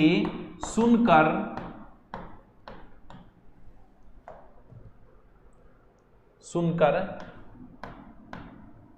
शुद्ध लिखने की क्षमता का विकास होता है। लिखने की क्षमता का विकास करना, यानी इसका मेन उद्देश्य बच्चे की हैंड राइटिंग अशुद्धियां का दूर करना। यानी इसका मेन उद्देश्य हम कहें कि लेखन शक्ति का विकास करना। मेन उद्देश्य है लेखन शक्ति का विकास करना। यानी इसमें टीचर क्या करता है, बोलकर लिखाता है, वो तो नाम से ही पता चल रहा है बोलकर। विशेष रूप से प्राथमिक कक्षाओं के लिए ये विधि सही है, उन बच्चों को भाषा का सही यानी अशुद्धियां दूर करना, और इनके लिए तो नाम से पता चल रहा है और इसकी कोई विशेष बात नहीं है। अब एक बहुत बड़ी विधि आ रही है और एक इंपॉर्टेंट विधि भी है ये, जिस विधि का नाम है क्या, दल शिक्षण। दल शिक्षण, इंग्लिश नाम हम बोलें तो टीम टीचिंग। अब दल से आपको पता चल रहा है कि कोई ना कोई ग्रुप है। वैसे तो द्वितीय विश्व युद्ध के समय अचानक से अमेरिका को फौजी भेजने पड़े, उस समय उनको सिखाने के लिए इस विधि का प्रयोग किया गया था। तो कहते हैं कि द्वितीय विश्व युद्ध के समय किसका, यानी इसका सर्वप्रथम अगर बात करें तो 1939 के अंदर वर्ल्ड वार कौन सा चल रहा है, सेकंड से पहले हार्वर्ड, यानी अमेरिका में विकास हुआ था इसका, हार्वर्ड विश्वविद्यालय के अंदर मिशिगन और हार्वे द्वारा। लेकिन विशेष रूप से इसका जो प्रयोग हुआ था वो हुआ था 1955 के अंदर डेविड वार्डिंग ने प्रयोग किया था। तो इसके जनक वैसे विशेष रूप से यही माने जाते हैं। तो द्वितीय विश्व युद्ध के समय, अब समझेंगे इसको, दल शिक्षण क्या है। द्वितीय विश्व युद्ध के समय किस शिक्षण विधि का प्रयोग हुआ, दल। दल का मतलब एक टीम बनानी है, आड़ू भाषा में सीधी बात करें, एक टीम बनानी है। टीम किसकी, बच्चों की थोड़ी बनानी है, बच्चे तो टीम में ही रहते हैं। टीचरों की बनानी है, टीचर्स की बनानी है। यानी स्कूल में इतिहास के मान लो 2 टीचर है, गुरुजी 2 टीचर हो करेगी इतिहास का, एक ही कौन लाते सरकारी स्कूल। मान ले आपने एक टीचर है, एक टीचर आपने दूसरी स्कूल बुला सकते हैं इस दल शिक्षण के अंदर। यानी इसके अंदर 2 या 3 एक ही सब्जेक्ट के टीचर लेने हैं, ठीक है। उस स्कूल में मिल जाए तो और ही अच्छी बात है, बाहर से भी आप बुला सकते हो। अब वो क्या करेंगे, एक बच्चों की एक क्लास के अंदर वो पढ़ाएंगे, तो सर तीनों के बोर्ड का खड़े होकर पढ़ाओगे ना। हर टीचर में अपनी एक अलग योग्यता होती है। कुछ टीचर को व्याख्या करना बड़ा अच्छा आता है, कुछ टीचर को समस्या समाधान बहुत अच्छा आता है, वो बच्चे की समस्या पर्सनली बच्चे के पास बैठ के समस्या समाधान बड़ा अच्छा कर देते हैं। तो अलग अलग टीचर, कुछ टीचर ऑब्जेक्टिव बड़ा अच्छा करवाते हैं, कुछ टीचर व्याख्या अच्छी करवाते हैं। तो भाई हर टीचर अलग होता है, प्रत्येक टीचर भिन्न भिन्न होता है, भले ही एक ही सब्जेक्ट का क्यों ना हो। तो इससे क्या कि सारे गुण एक जगह मिल गए, और वो फिर टीचर्स क्या करते हैं, बच्चों को पढ़ाते हैं। यानी कोई व्याख्या कर रहा है, कोई उनके पास में बैठ के उनको शिक्षण करा, यानी इसमें टीचर्स का ग्रुप बनाया जाता है दल शिक्षण के अंदर। अब देखो श्री गणेश कहां से हुआ, श्री गणेश इसका हुआ अमेरिका के अंदर से। मुख्य उद्देश्य क्या है, शिक्षणाधिगम प्रक्रिया को प्रभावशाली बनाना, क्योंकि एक टीचर के अंदर सारे पढ़ाने के गुण हो जरूरी नहीं है, इसलिए हम ज्यादा ले लेते हैं, 2-3 उधार ले लेते हैं टीचर। तो इसका मेन उद्देश्य क्या है, शिक्षण प्रक्रिया को प्रभावशाली बनाना, यानी शिक्षण प्रक्रिया प्रभावशाली बनाना, प्रक्रिया प्रभावशाली बनाना। सहकारिता क्या है, जब मिलजुल के काम करें। यानी ये जो दल शिक्षण विधि है ये किस पे आधारित हो गई, ये सहकारिता की भावना पर आधारित है। किसकी, सहकारिता। साथ साथ में नोट्स भी बना लेना, सहकारिता की भावना पर आधारित। अब इस शिक्षण के पहले तो 3 सोपान हो गए, मैं पूरा आपको इसकी व्याख्या सहित पूरा बता रहा हूं, दल शिक्षण इंपॉर्टेंट है इसलिए। पहले तो इसके 3 सोपान होंगे। कौन कौन से सोपान, ये भी यहां से भी प्रश्न पुटअप हो सकता है। देखिए क्या बनेगा, सबसे पहले कि दल शिक्षण के 3 सोपान हैं, यानी दल शिक्षण के 3 सोपान हैं। 3 सोपान कौन कौन से, देखिए सबसे पहले हम योजना बनाएंगे कि हाँ भाई हम कल इतिहास का दल शिक्षण करेंगे, ये टीचर है, तो सबसे पहला काम होगा योजना निर्माण या प्रकरण चयन भी कह सकते हैं हम इसे, ठीक है। फिर भी टीचरों को बुलाओ, बढ़िया व्यवस्था करो उनकी। तो दूसरा सोपान इसका क्या है, व्यवस्था, या जिसे बोल सकते हैं हम क्रियान्वयन। ये कौन सा, ये सोपान पूछे जा सकते हैं भाई। ये हो गया दूसरा, दोनों सोपान हो गई, व्यवस्था हो गई। तो फिर अब हम उन सब का क्या करेंगे, मूल्यांकन भी, क्या कमियां रही, या परीक्षण कह सकते हैं हम इसे, कि भाई क्या कमी रही, क्या कमी नहीं रही, ये चीजें हमें देखनी तो पड़ेगी। कहाँ कौन सा टीचर सही व्याख्या नहीं कर पाया, कौन सी चीज में हमारी कमी रही। तो ये दल शिक्षण के मुख्य 3 सोपान है। सबसे पहले योजना का क्रियान्वयन होगा, फिर उसकी व्यवस्था होगी, फिर मूल्यांकन होगा। सर और भी बातें क्या इसकी, अरे बहुत बातें। अब मान लो दल शिक्षण लगभग कितने समय तक होगा, अगर हम बात करें इसकी कुल अवधि, अगर हम माने तो लगभग मान सकते हैं कि कुल अवधि 3 घंटा।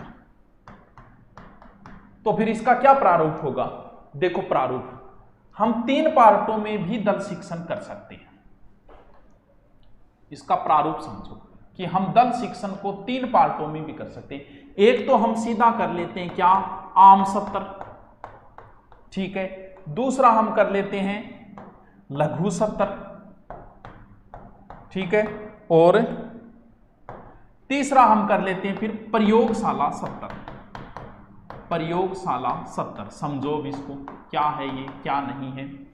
मेन इसमें कौन सा सत्र है पता है, मेन इसके अंदर जो मुख्य है वो है आम सत्र। यानी ये मुख्य सत्र यही है। ये लगभग कितने मिनट का होता है? ये लगभग 90 मिनट का होता है। इसके अंदर जितने 2 या 3 टीचर किए वो सभी टीचर उपलब्ध होंगे। यानी इसमें कौन भाग लेंगे? सभी टीचर भाग लेंगे, सभी स्टूडेंट भाग लेंगे। क्या? सभी स्टूडेंट और सभी टीचर इसके अंदर। तो सबसे प्रभावशाली है, प्रतिभाशाली बालक सबके लिए ये उपयोगी है। तो इसमें कमियां क्या रह जाती है कि जरूरी नहीं कि हर बच्चा एक जैसा हो, सभी बच्चों को एक जगह कर लिया तो ये तो आम सत्र है, ठीक है, लेकिन सभी बच्चों के लिए तो उपयोगी नहीं हुआ। फिर हम क्या करते हैं? दूसरा सत्र अपनाते हैं। कौन सा? लघु सत्र। इसके अंदर क्या होता है? लघु सत्र होता है वो होता है 45 मिनट का। इसमें विशेष रूप से वैसे एक टीचर रहता है। स्टूडेंट कितने रहते हैं? स्टूडेंट इसमें ज्यादा नहीं रहते, 10 से 12 रहते हैं। ये क्या जरूरी है? ये विशेष रूप से कमजोर बालकों के लिए है। इसकी समस्या समाधान जो है वो व्यक्तिगत रूप से होती है, जबकि इसमें व्यक्तिगत रूप से विशेष नहीं हो पाती। ये विशेष रूप से प्रतिभाशाली बच्चों के लिए उपयोगी हो जाती है, लेकिन बच्चे सारे एक जैसे नहीं होते। तो कमजोर बच्चों के लिए फिर एक सत्र और रख लो जिसका नाम दे दो लघु सत्र, और उसमें 45 मिनट एक टीचर, 10 से 12 बच्चे होंगे। ठीक है, तो ये विशेष रूप से किसके लिए उपयोगी है? ये विशेष रूप से कमजोर बालकों के लिए उपयोगी। फिर आता है तीसरा प्रयोगशाला सत्र। ये भी कितने मिनट का होता है? ये भी 45 मिनट का होता है। इसमें विशेष रूप से कितने टीचर रहेंगे? विशेष रूप से 2 टीचर। स्टूडेंट थोड़े से बढ़ा दो, लगभग 25, और ये सभी बालकों के लिए उपयोगी। इसके अंदर विशेष जांच परीक्षण होती है। बात पल्ले पड़ेगी। यानी दल शिक्षण चल रहा है अपना। देखिए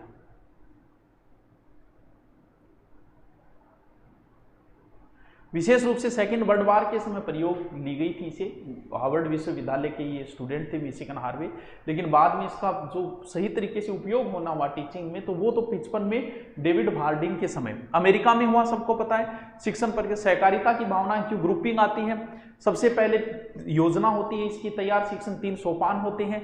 3 ही सोपान है, 3 इसमें शिक्षण विधियां का प्रयोग होता है। ये और देखो, ये भी बहुत अच्छा क्वेश्चन बनता है। देखो आपसे पूछ ले कि दल शिक्षण में कितनी शिक्षण विधियों का प्रयोग होता है। देखो दल शिक्षण में कौन कौन सी शिक्षण विधियां प्रयोग ली जाती हैं? दल शिक्षण में देखिए 3 शिक्षण विधियों का प्रयोग होता है। टीचर व्याख्या करेगा या नहीं करेगा? गुरुजी बिल्कुल व्याख्यान तो करेगा, यानी व्याख्यान विधि इसमें प्रयुक्त हो जाती है।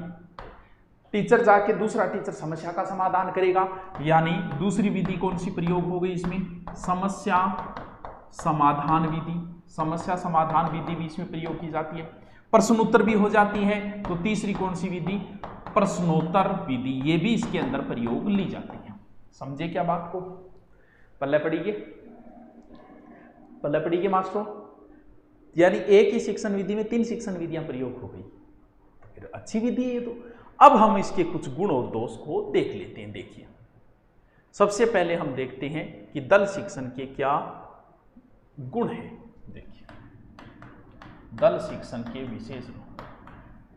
बच्चा एक्टिव रहता है कि 3-4 टीचर क्लास में आ गया तो क्या होगी? बाल केंद्रित है, बिल्कुल है। और पूर्णतः क्या है? मनोवैज्ञानिक विधि है, क्योंकि जो बाल केंद्रित होगी वो तो मनोवैज्ञानिक है ही। विशेष रूप से ये 6ठी क्लास से ऊपर बच्चों के लिए उपयोगी है, यानी मैं ये कह सकता हूं 6 से उच्च स्तर के लिए उपयोगी, उच्च स्तर में उपयोगी, और प्रत्येक बालक के लिए उपयोगी है। मानसिक स्तर बालक को किसी हो, चाहे प्रतिभाशाली हो, चाहे कमजोर हो, चाहे प्रत्येक मानसिक स्तर के बच्चे के लिए उपयोगी, यानी प्रत्येक मानसिक स्तर के लिए उपयोगी। एक विशेषता इसकी क्या है? बच्चे का तुरंत समस्या समाधान हो जाता है, मूल्यांकन भी तुरंत हो जाता है। यानी क्या लिखूं इसमें? तत्काल मूल्यांकन हो जाता है, तत्काल मूल्यांकन।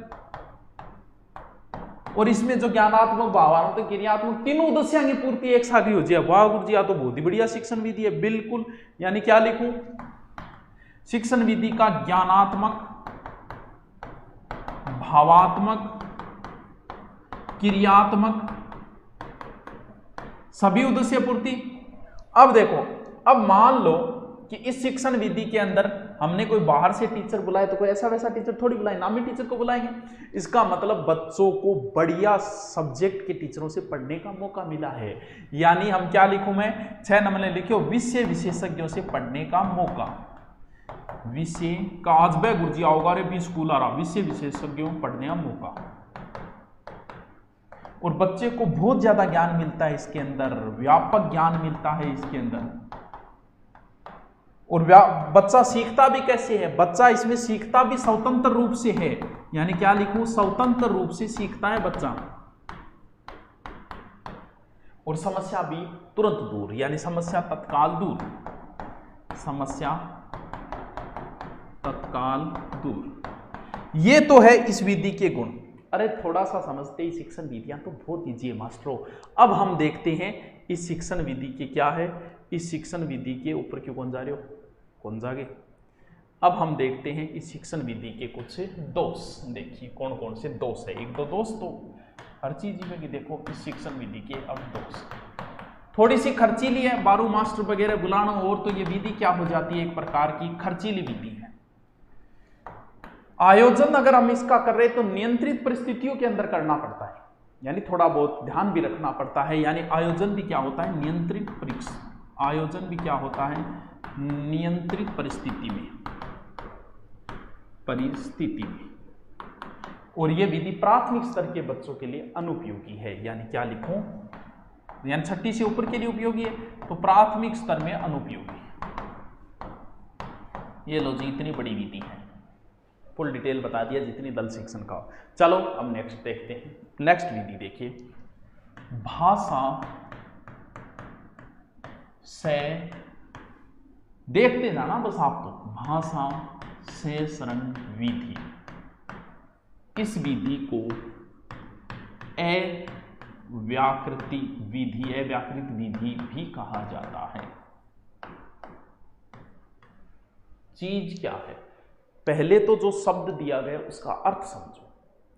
अव्याकृत विधि मतलब व्याकरण नहीं पढ़ानी है, यहां से तो अर्थ निकल के आ गया, लेकिन पेपर बनाने वाला इस चीज को नहीं पूछेगा, वो तो यही नाम देगा, भाषा पढ़ानी है, से सर्ग, से याद रखो साथ में, यानी भाषा जो पढ़ानी है वो साथ में पढ़ानी है।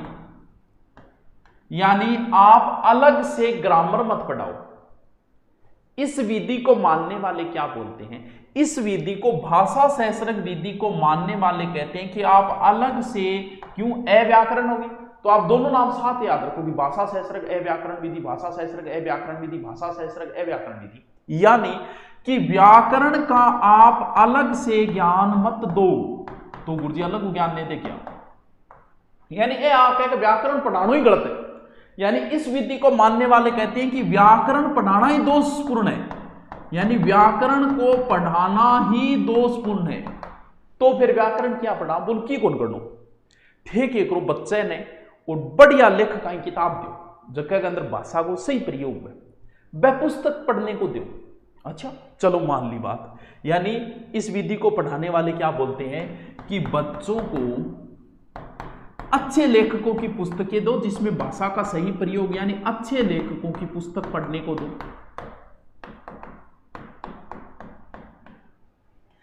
इसका मतलब और देखो क्या क्या, अच्छा लेखक बढ़िया जगह भाषा अच्छी है, जो बोलते शुद्ध है, या मैं तो क्या शुद्ध बोला, संस्कृत को संस्कृत बोल दिया, तो मार तो शुद्ध को नहीं उच्चारण, क्यों, क्योंकि मारवाड़ी उसकी बीच है। जो टीचर एकदम शुद्ध बोलता है हिंदी, उस टीचर से बच्चों का वार्तालाप करो, जिसको भाषा का अच्छा ज्ञान हो उससे बच्चे की बातचीत कराओ, ग्रामर अलग से मत पढ़ाओ, या तो अच्छे लेखकों की पुस्तकें पढ़ाओ या फिर अच्छे व्यक्तियों से उनकी बातें कराओ ताकि वो ग्रामर सीख जाए। अब आप बताओ, हम लोगों को हिंदी हम बचपन से पढ़ते आ रहे, क्या हिंदी की ग्रामर आई हमको, हम सीख तो गए लेकिन ग्रामर के फिर भी नहीं सीख पाए, तो देखिए तो ये विधि ज्यादा सही तो नहीं कह सकते। यानी इसमें क्या करना है, अच्छे लेखो, ये सिद्धांत नियम पृथक रूप से नहीं सिखाना है, व्याकरण का ज्ञान पृथक नहीं देना है, अलग से नहीं देना है। आदमी व्याकरण के बिना भी भाषा का अच्छा प्रयोग सीख सकता है, बिल्कुल ये बात सही है, भाषा सीख सकता है, ग्रामर नहीं। जिसे इंग्लिश स्पोकन आती है उसे जरूरी नहीं कि इंग्लिश ग्रामर आए, वो स्पोकन सीख सकता है। मुझे हिंदी आती है, आपके दादाजी को भी हिंदी आती है, लेकिन उन्हें हिंदी ग्रामर नहीं आती है। आप कह दो इस संधि के कितने भेद है, उनको नहीं पता, लेकिन हिंदी फिर भी आती है, लेकिन ग्रामर तो नहीं सीख पाए वो, भाषा तो फिर भी सीख जाता है। देखिए यानी क्या करना है इसमें करना है व्याकरण के बिना भाषा का शुद्ध प्रयोग, भाषा का शुद्ध प्रयोग सिखाना, प्रयोग सिखाना, समझ गया? ठीक है गुरु जी। ज्ञानी लोगियों, ज्ञानी जकावे जकाऊ बातचीत करानी, यानी भाषा के ज्ञानियों से, लिखो तो लिख लो, भाषा के ज्ञानियों से बात कराना,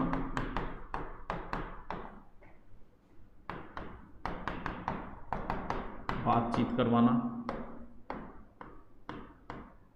इसका मेन उद्देश्य होता है भाषा का शुद्ध प्रयोग सिखाना, ना कि व्याकरण सिखाना। उद्देश्य ही नहीं व्याकरण सिखाना। उद्देश्य, एक बात चीज, मान लो आपको अमेरिका जॉब करना है, क्या आपको ग्रामर आनी जरूरी है? नहीं, ग्रामर आनी कोई जरूरी नहीं, आपको बस इंग्लिश आनी चाहिए। आपको भारत में जैसे राजस्थान में आपको आना है तो मारवाड़ी आनी जरूरी है, ना कि मारवाड़ी कठू निकली है ग्रामर की लैंग्वेज की आ जरूरी को नहीं। यानी इसका मेन उद्देश्य जो होता है वो मेन उद्देश्य होता है भाषा का शुद्ध प्रयोग करवाना, भाषा का शुद्ध प्रयोग, ना कि ग्रामर सिखाना। अब इसके गुण क्या है? ये प्राथमिक कक्षाओं में उपयोगी है। पहला गुण इसका अच्छा है कि ये प्राथमिक कक्षाओं में उपयोगी है, कक्षाओं में उपयोगी,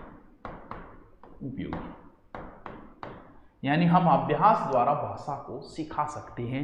ये है भाषा सहस्रंग विधि, एकदम इजी है। देखो टावर थानिया लाग तो 2 मिनट में कंप्लीट कर दी, इतनी है थे खुद मिला ले थाने जगह गुरु जी कराए, नई बात की मिली है। बातें इतनी है, इसको बार बार बोलेंगे, बार बार करेंगे तो लंबा खींचे। चीज इतनी है, फैक्ट में सारे के सारे निकाल के दे देता हूँ। दूध में से आपको मलाई दे रहा हूँ पूरी की पूरी। इनको 2-3 बार पढ़ लेना, शिक्षण विधियां कंप्लीट हो जाएगी। देखो जल्दी कर रहा मैं तो। व्याकरण अनुवाद विधि, इस विधि का भारत में प्रयोग जो हुआ था वो भंडारकर ने करने की वजह से भंडारकर विधि भी कहते हैं। सर्वाधिक प्रयोग संस्कृत पढ़ाने के लिए हुआ, यानी शास्त्रीय विधि भी कहा जाता है। यानी भारत में इसे संस्कृत पढ़ाने में ज्यादा प्रयोग हुआ था। ये बहुत प्राचीन विधि है। इसमें विशेष बल तो वैसे व्याकरण पे दिया जाता है, जैसे कि प्रत्यक्ष विधि, व्याकरण विधि, द्विभाषी विधि, तीनों ही थोड़ी सी एक दूसरे से मिलती जुलती है। यानी इसमें नाम जो आ रहा है पहले व्याकरण, तो प्राचीन विधि मानी जाती है। यानी हम इसे कह सकते हैं परंपरागत और शास्त्रीय विधि।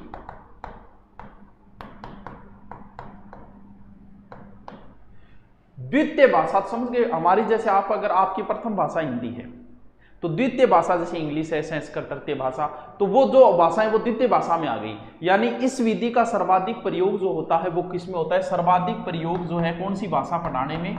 द्वितीय भाषा। कैसे? जैसे पुरानी भाषा कोई हो, ग्रीक हो, संस्कृत हो, या फिर कोई और जैसे कोई भी दूसरी भाषा हो, ग्रीक है, अरबी है, संस्कृत, इसी विधि से होता था।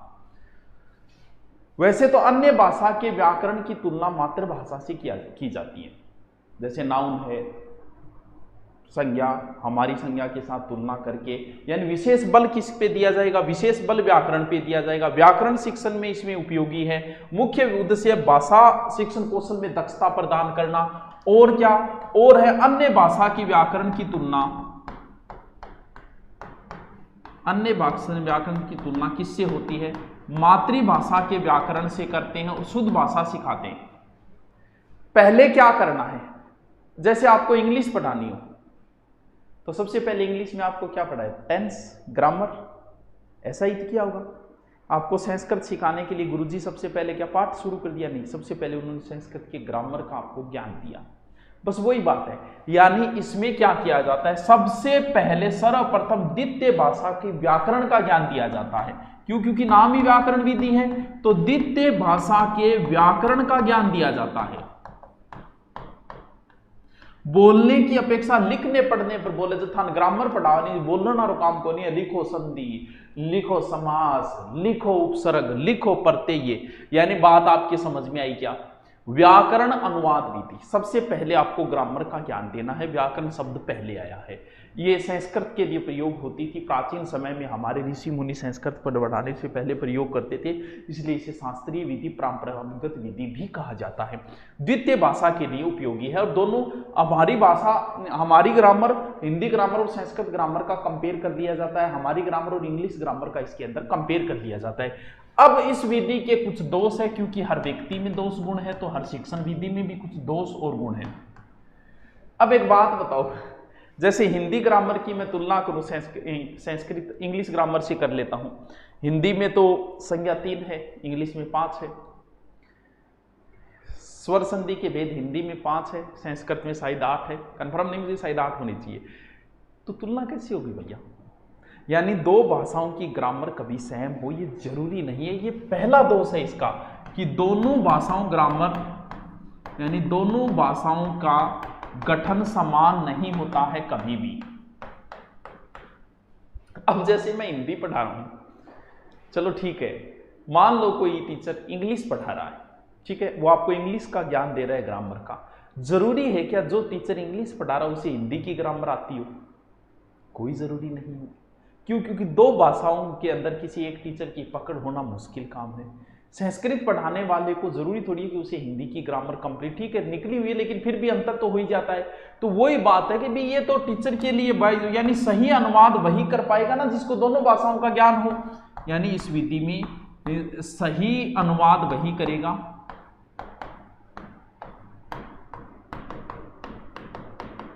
जिसे दोनों भाषाओं का ज्ञान हो।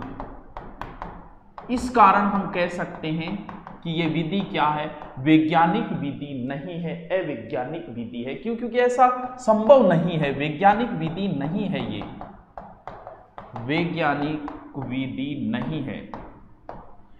और दूसरी बात यह कि जैसे ही हम आपको ग्रामर पढ़ाना शुरू करेंगे तो ग्रामर में ही समय व्यतीत हो जाएगा। यानी इसमें बच्चे को बोलना, क्योंकि जिस व्यक्ति को ग्रामर आती हो उसे भाषा बोलनी आती है जरूरी नहीं। बच्चों को जैसे आप एसएससी वगैरह की तैयारी करें, इंग्लिश ग्रामर बहुत अच्छी है लेकिन उन्हें इंग्लिश बोलनी नहीं आती।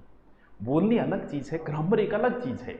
तो वही बात है कि जरूरी तो नहीं है कि जिसको इसमें अधिकांश समय ग्रामर के ज्ञान में ही चला जाता है, यानी अधिकांश समय ग्रामर ज्ञान में चला जाता है, अधिकांश समय व्याकरण ज्ञान में चला जाता है और अध्ययन का मेन विषय इसमें ग्रामर हो जाता है। क्यों? क्योंकि व्याकरण पे बल दिया जाता है, यानी अध्ययन का मुख्य विषय क्या हो जाता है? व्याकरण।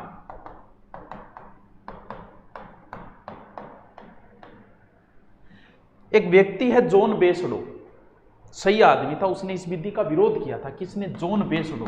थोड़ा नाम ध्यान रखो तो रख लेना भाई, जॉन बेसडो। उसने क्या किया कि भाषा सिखाने के लिए सबसे पहले आप जोर दो किस पर? बोलने पे, फिर पढ़ने और फिर व्याकरण। यह बात सही है। आपको जैसे सीधे के सीधे ग्रीक की व्याकरण कराने लग जाए, आप जल्दी नहीं पकड़ोगे। इंग्लिश हमें बोलनी नहीं आती, इसलिए हम ग्रामर पे जल्दी पकड़ नहीं बना पाते। व्यक्ति हिंदी ग्रामर पे जल्दी पकड़ बना लेता है। क्यों? क्योंकि उसे हिंदी बोलनी आती है। तो व्याकरण ज्ञान तो लास्ट का काम होता है। जॉन बेसडो कह रहा है कि पहले उसे बोलना तो सिखाओ। जैसे जो इंग्लिश स्पीकिंग कोर्स कर लेता है ना, उसको और बाद में इंग्लिश ग्रामर सीखने में ज्यादा समय नहीं लगता, वो जल्दी पकड़ लेता है। तो अगर आपको भाषा आती है तो वही बात है, पहले बोलने पढ़ने और उसके बाद में व्याकरण पे जोर होना चाहिए। हिंदी क्षेत्र में हिंदी पढ़ाने के लिए ये विधि बहुत अच्छी है। ठीक है, ये कौन सी विधि आ गई? व्याकरण अनुवाद विधि या भंडारकर विधि। आई समझ में कि मैं तो समझाने की कोशिश करी है मास्टरों, पर मास्टर पसंद दोनों ही आवे, चलो कोई बात नहीं, आ जाओ।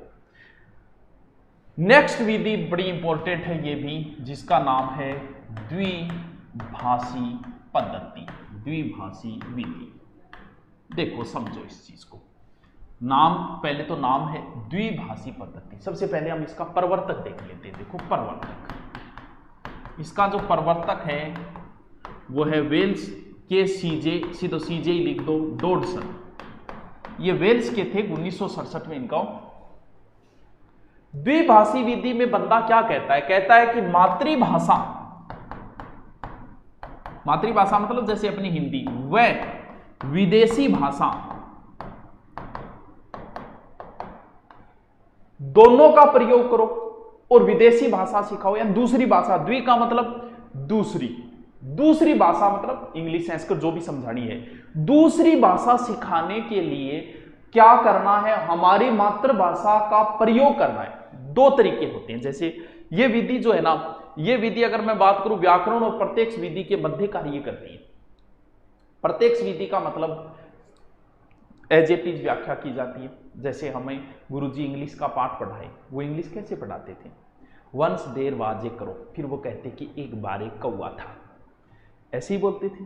बिल्कुल, हम लोगों को इंग्लिश ऐसे ही सिखाई पाठ में, संस्कृत में भी ऐसे ही सिखाई गई थी। प्रत्यक्ष विधि हो गई एक प्रकार से। व्याकरण अनुवाद विधि मतलब ग्रामर पहले पेश की, इसके अंदर ये बीच का काम करती है। जैसे आपको इंग्लिश पढ़ाएंगे टीचर, आपने इंग्लिश ऐसे ही पढ़ी है 6ठी क्लास में, गुरुजी पाठ बांधता और पाठ के अंदर गुरुजी फिर भी हिंदी में बताता। ये नियम क्या बोलता है? कौन सा? द्विभाषी पद्धति विधि। ये बोलता है कि आप मातृभाषा का साथ में प्रयोग करो।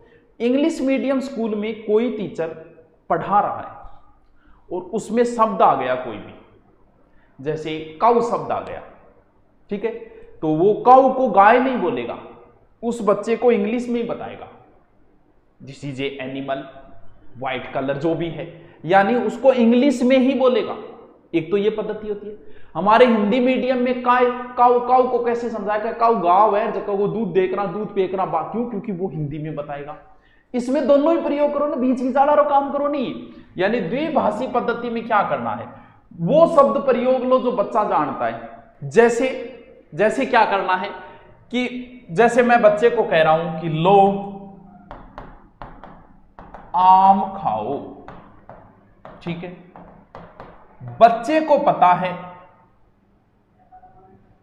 टेक मैंगो नहीं बोलना है। क्या नहीं बोलना है? टेक मैंगो नहीं बोलना है। बच्चे को आम के बारे में पता है, आम को हिंदी में ही बोलो, ठीक है।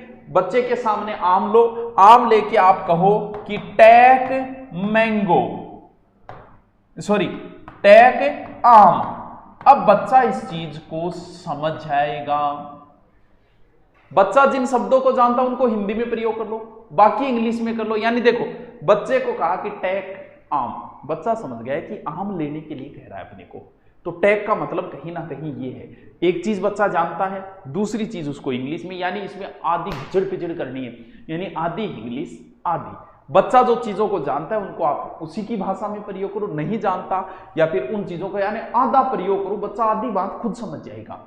यानी मान लो कोई इंग्लिश बोला, आधी घसर फसर इंग्लिश बोल रहे तो आप समझ जाओ, प्योर बोल रहे समस्या मंजे। तो ये विधि यही है कि इसके अंदर उन्हीं शब्दों का अनुवाद जिन्हें बालक जानता हो, इसका प्रयोग किसमें होगा? दूसरी भाषा या विदेशी भाषा पढ़ाने में, प्रयोग विदेशी भाषा पढ़ाने में, भाषा पढ़ाने में। व्याकरण और प्रत्यक्ष विधि के मध्य के बीच विचार की प्रोसेस है, यानी कौन सी के? व्याकरण प्लस प्रत्यक्ष के बीच की। इस विधि को सबसे अच्छी बताई गई है, एक प्रोफेसर थे, देखो नाम बताऊं उनका, प्रोफेसर का, हैदराबाद के थे। देखो हैदराबाद के एक प्रोफेसर थे, हैदराबाद के प्रोफेसर एच.एन. शास्त्री ने कहा कि भारतीय प्रवेश की ये सर्वोत्तम विधि है, यानी भारतीय प्रवेश ही सर्वोत्तम विधि की सर्वोत्तम विधि ये है बच्चों द्वितीय भाषा पद्धति। 1967 में वेल्स द्वारा दी गई थी। बताओ क्या समझ में नहीं आया? बहुत ईजी है, थोड़ा सा 2 बार समझ लेना। आपको बताऊं, ग्रामर 2nd ग्रेड के अंदर हिंदी की 25 शिक्षण विधियां हैं, जिसकी लगभग 20 एक तो हो जाएगी अपनी। 2nd ग्रेड की भर्ती आने वाली, वहां ये चीज बहुत काम आई। और वैसे आपकी है ही रीट के अंदर सारी शिक्षण विधियां। चलो हो गई 2 शिक्षण विधियां, होगी गुरुजी। तीसरी शिक्षण विधि और पढ़ लिया, फिर लाग रहा तो हाँ यहाँ पर देखो, सैनिक विधि। सैनिक विधि जिसे सैनिक हमेशा किस में रहते हैं? संगठन में रहते हैं, तो संगठनात्मक विधि, या फिर इसमें सर्वे का कार्य होता है, अभी बताऊंगा क्या होता है। इसे सर्वे भाष्य विधि भी कहा जाता है। भाषा के संगठन पर बल देती है। देखो बताएंगे क्या है, ये बल देती है किस पर? भाषा संगठन पर ये बल देती है। मौखिक कथनों का अभ्यास होता है। कैसे होता है अभी देखेंगे। मौखिक कथनों का सैनिकों ने प्रयोग किया, इसका मतलब किसी ना किसी युद्ध में किया होगा, तो इसका प्रयोग 2nd वर्ल्ड वॉर में किया था। सैनिकों को दूसरी देश में भेजना था। भाषा विज्ञान पे बल भाषा वैज्ञानिक विधि भी कहते हैं। सैनिकों को दूसरे देश में पाकिस्तान में भेजना है, हम जानते ही नहीं पाकिस्तान के शब्दों को। तो फिर क्या किया, एक टेप रिकॉर्डिंग की और उस रिकॉर्डिंग को सैनिकों को बार बार सुनाया। सर ऐसे थोड़ी होता है, ऐसे कोई आदमी थोड़ी याद है। देखो कैसे, जैसे इसमें क्या करता है शिक्षक, क्या करता है, वहां उस समय प्रयोग किया गया, लेकिन आज इसमें क्या करेगा शिक्षक, क्या करेगा किसी पाठ को शिक्षक किसी पाठ को कंठस्थ टेप रिकॉर्डर द्वारा रिकॉर्डिंग कर देगा, जो भी शब्द वगैरह रिकॉर्डिंग करेगा, बच्चों को सुनाएंगे। जैसे आपने गाना सुना होगा, वाई दिस कोलावेरी दी। आपने इस गाने को बार बार सुना, लेकिन आपको यह नहीं पता कि वाई दिस कोलावेरी का अर्थ क्या होता है, आपको नहीं पता। अब आपने इस शब्द को तो सुन रखा है, जैसे जिहाले मस्ती मकम बरन जिस बहाले ही जरा बेचारा दिल है। इस लाइन को तो आपने रट रखा है, क्योंकि ये गीत आपने कई बार सुना, लेकिन आपको अर्थ नहीं पता इसका। जैसे अब मैं आपको कहूं कि वाई दिस कोलावेरी का अर्थ हो जाएगा आजा तन गुल्फी खुआन ले जाऊं, अब आपकी याद हो गया। इसमें क्या, जो भाषा सिखानी है उसके शब्दों को बच्चों को टेप रिकॉर्डिंग करके बार बार सुना दो। बच्चों ने उन शब्दों को तो पकड़ लिया, फिर बताओ कि इसका अर्थ ये होता है, इसका अर्थ ये होता है, इसका अर्थ ये होता है। यानी बच्चा अनुकरण द्वारा सीखता है, इसलिए इस विधि को हम कह सकते हैं कंठस्थ करता है, इसलिए इस कारण अनुकरण परिस्मरण विधि कह सकते हैं, यानी अनुकरण परिस्मरण विधि भी कह देते हैं। यानी बच्चा अर्थ तो नहीं जानता उन शब्दों का, लेकिन अर्थ न जानते हुए भी, यानी बच्चा अर्थ न जानते हुए भी बच्चा उन शब्दों को याद कर लेता है, वाक्यों को, बाद में वाक्यों का अर्थ समझाया जाता है, भाषा में पकड़ बन जाती है, भाषा की दक्षता इसमें अच्छी आ जाती है, भाषा प्रयोग में दक्षता अच्छी हो जाती है। ये कौन सी विधि है, सैनिक विधि। आराम से याद रखिए, सैनिकों ने प्रयोग किया, सैनिक संगठन में रहते हैं, संगठनात्मक विधि है और अनुकरण द्वारा सीखा जाता है। टीचर टेप रिकॉर्डिंग करके बच्चों को चीजें सुना देगा, दूसरी भाषा की कुछ शब्द बार बार बोलेगा, फिर उनके अर्थ समझा देगा। ये लो, यही किया था दूसरे देश में भेजने से पहले कि वहां ये शब्द काम आएंगे, उनको जल्दी सभी फौजियों को सुना दिए और वहां जाके इन शब्दों का ये अर्थ है। समझ गए, समझ गया कि बताओ भी। चल